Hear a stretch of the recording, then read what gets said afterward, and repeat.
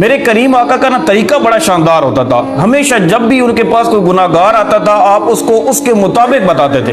اچھا جو بھی کسی کے اندر خطا ہوتی تھی آپ اس کے مطابق بتاتے تھے کہ یہ والا گناہ بہت بڑا ہے تاکہ وہ بندہ اس گناہ سے ہٹ جائے. ایک بار میرے کریم آقا نے فرمایا کہ یہ بتاؤ کہ سب سے بڑا صدقہ کون سا ہے؟ تو صحابہ نے عرض کی کہ یا رسول اللہ یتیم کو کھلانا. تو آپ نے فرمایا نہیں.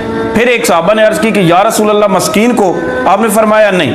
پھر کہا گیا کہ یا رسول اللہ صلی اللہ علیہ وآلہ وسلم مسافر کو. آپ نے فرمایا نہیں. پھر کہا گیا کہ یا رسول اللہ مجاہدین اسلام کو. آپ نے فرمایا نہیں. صحابہ نے عرض کی کہ یا رسول اللہ آپ ہی بتا دیں.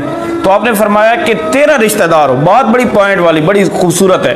میں سمجھتا ہوں کہ وہاں ایسے لوگ بیٹھے ہوں گے کہ جن کے لیے یہ بات ضروری ہوگی. میرے حضور نے فرمایا کہ تیرا رشتہ دار ہو, غریب ہو, حقدار ہو, اور اگلی بات بڑی کمال کی ہے کہ میرے حضور نے فرمایا کہ وہ تجھ سے ناراض ہو, اس کو دے دینا.